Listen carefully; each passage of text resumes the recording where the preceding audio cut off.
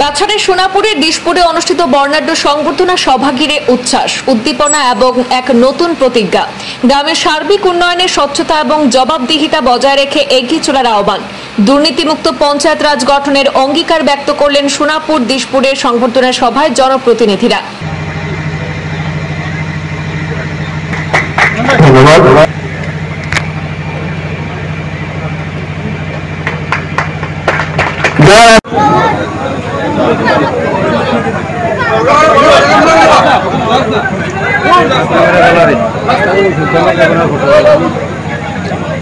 আজ শুক্রবার কাটিগড়া বিধানসভা কেন্দ্রের অন্তর্গত সোনাপুর গ্রাম পঞ্চায়েতের দিশপুর এলাকার বিশিষ্ট নাগরিকদের উদ্যোগে আয়োজিত হয় নবনির্বাচিত জনপ্রতিনিধিদের সংবর্ধনা অনুষ্ঠান।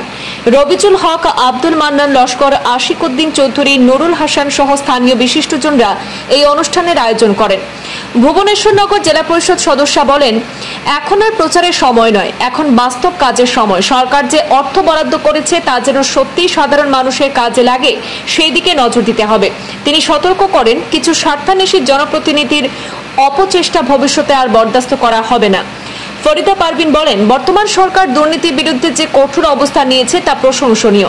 তিনি ভাঙারপাড় হারাং নদীর উপর নির্মিত বেইলি সেতুর দ্রুত নির্মাণ কাজের জন্য মন্ত্রী কৌশিক রায়কে ধন্যবাদ জানান।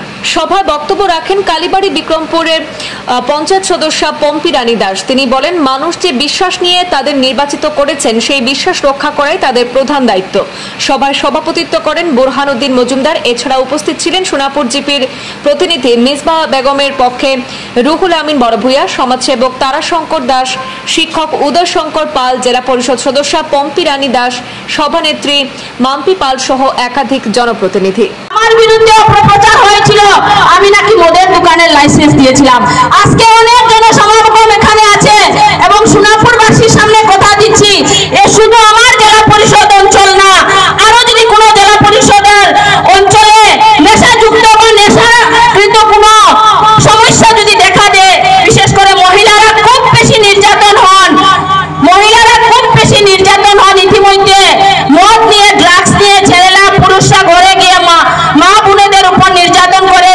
আমি কথা দিচ্ছি, এখানে যারা প্রতিনিধিরা মহিলারা আছেন করবেন, আমরা ঐক্যবদ্ধ হয়ে হাতে হাত মিলিয়ে এইগুলার উপরে আমরা জোরালো প্রতিবাদ করব। আমাদের শুধু কামকাজের দিকে লক্ষ্য দিতে হবে না, আমাদের অঞ্চলে অনেক পিএইচি প্ল্যান্ট আছে, এগুলা কিন্তু অবৈধ। যদিও সরকার জল জীবন মিশনের আন্ডারে এগুলা প্ল্যান্ট দিয়েছে, রাস্তা ফিটিং এর স্কিম হয়েছে, কিন্তু অনেক জায়গায় অনেক সমস্যা আছে।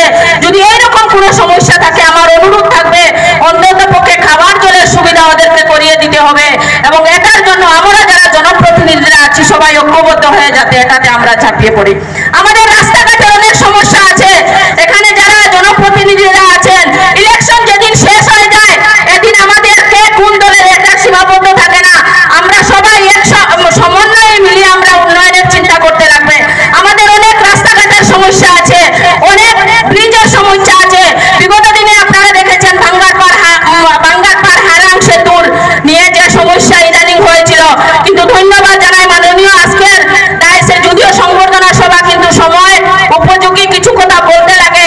আমি ধন্যবাদ জানাই ডিসি মহোদয়কে, ধন্যবাদ জানাই কৌশিক রায় মহাশয়কে, ধন্যবাদ জানাই বিভাগীয় এনএসটিসিএল এর যারা অফিসাররা আছেন, ধন্যবাদ জানাই যতজন যে আমাদের ডিসি অফিসের কর্মকর্তারা, পিডব্লিউডির, ওরা যাতে, আমার মনে হয় না আসামে কোনো জায়গায় বেইলি ব্রিজের ব্যবস্থা করে দেওয়া হয়েছে, কিন্তু ভাঙ্গারপাড়ে বেইলি ব্রিজের ব্যবস্থা করে দেওয়া হয়েছে এবং গোটা আসামে নয়, গোটা ভারতবর্ষে ভাঙ্গারপাড় হারাং সেতু একটা ছিল, এটা কিন্তু জানা হয়ে গেছে।